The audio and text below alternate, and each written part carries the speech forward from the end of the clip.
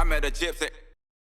So you didn't get enough fluids at the track. You didn't drink enough fluids when you were traveling. It negatively affected your sleep. So then it negatively affects your ability to recover. You go to the track the next day and you're a puddle. Yeah. People go, I got to get in shape. No.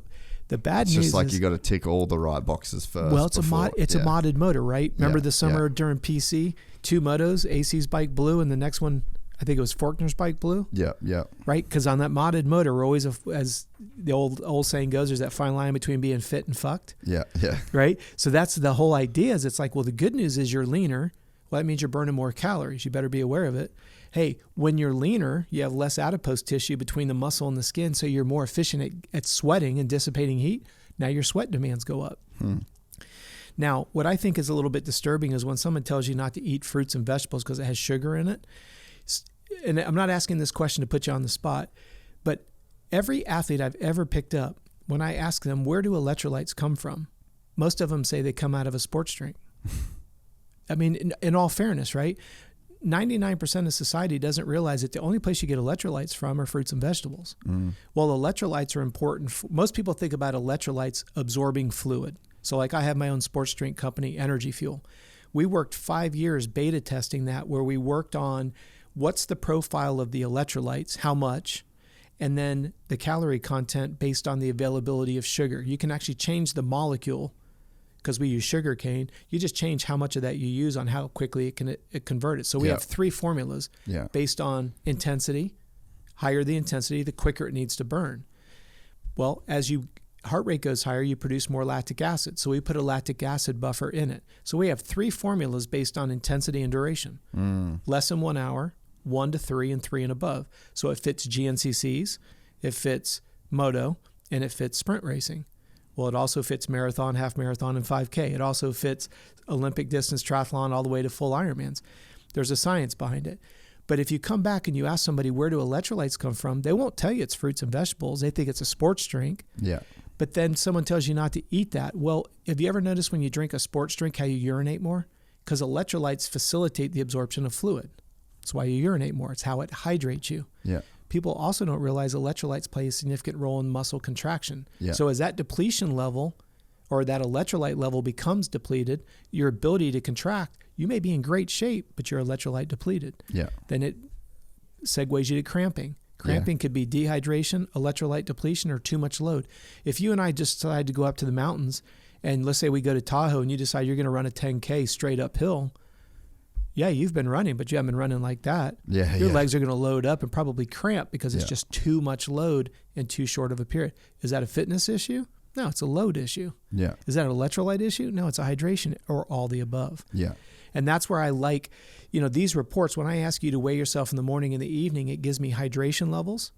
If you weigh yourself before and after an activity, I get sweat. When I merge those two together, that's when I know you're hydrated. Yeah. Because if you're not hydrated well, then what happens is it has a tendency to smoke your sleep scores. Yeah. So when we come down here, this is your total hours. Yeah.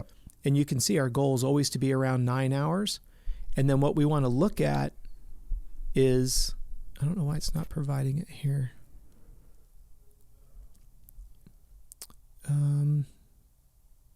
I'm not sure why it's not popping up. What we want to look at is what's called the sleep ratios. How much deep sleep to... You might have to go in per day for that. That's why I was wondering, because it doesn't seem like it's giving it to us otherwise. See, Garmin just changed this platform actually about a month ago. So like things that you used to get under the reports are no longer here. There you go. Here we go. Thank you. So see how sleep is at 34 minutes? Yep. We want that to be closer to 2 hours, because when you're in deep sleep, that's when your body releases hormones. Yeah, I don't think I get enough deep sleep. Yeah. I would say that that's probably the one that I don't get as much like. And this is where it becomes literally a compounding problem. Yeah. If you don't get as close, 2 hours is ideal. Very rarely do I get anyone. In fact, Liam Owens is the only guy that I have currently that nails it like a hammer. Every day he kills this one. But I have some guys that don't get a minute. They're just literally, they're redlined. I have one gentleman who averages 3 hours of sleep a night. He's a bigwig at a German company, and when he normally should be going to bed, Germany's waking up, so he's getting bombarded. And Dude, Dubai was like that for me, man. Like, I bet. I could work 24 hours a day there. Literally. Like literally the middle time zone. Yep, Like I got America in the morning, America at night, Australia most of the day, Europe most of the day. Like I was so productive there just based off communication. But if you're looking at the impact on the body, where do you tuck those 9 hours of sleep where you don't turn somebody off in the world? Yeah. And that's the hard part. Well, and I was having all these meetings too at like 11 p.m. and I was doing the podcasts from 8 till 11, and my sleep, I struggled with my sleep quite a lot in that period. Well, and it's funny you bring that up because that gets into what we call circadian rhythm. And we see this a lot with first responders. This is why they're so overweight, because literally they're going to bed when they should be waking up, and they're waking up when they need to be in bed, and then they rely on stimulants. Probably not getting the hormone. That's exactly it. Actually burn the fat, and that's where I wanted to go. You're right on the money with me. I want the listeners to understand that deep sleep is imperative because that's where your body releases HGH, human growth hormone, and testosterone. Now, most people understand, well, maybe not, but HGH is the hormone that makes you naturally lean. Mm-hmm. You want that. Think about a fuel injector just squirting HGH. It's just melting body fat.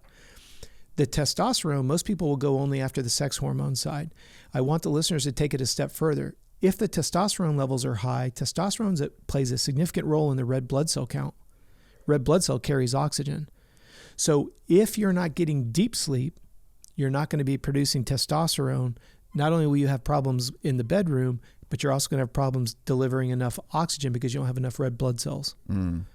So this is why, like when the pros go on a PED program in any sport like triathlon or running or whatever, that's why HGH and testosterone makes them leaner, produces more testosterone, which means they carry more oxygen. We're excited to announce the launch of our new membership site, GYPSYTales.com, packed with exclusive content and perks that you won't find anywhere else. This is your chance to become a part of the Gypsy Gang. And as a special bonus, if you sign up to an annual membership, you'll be entered into the draw to win our custom-built TC125. Gypsy Gang.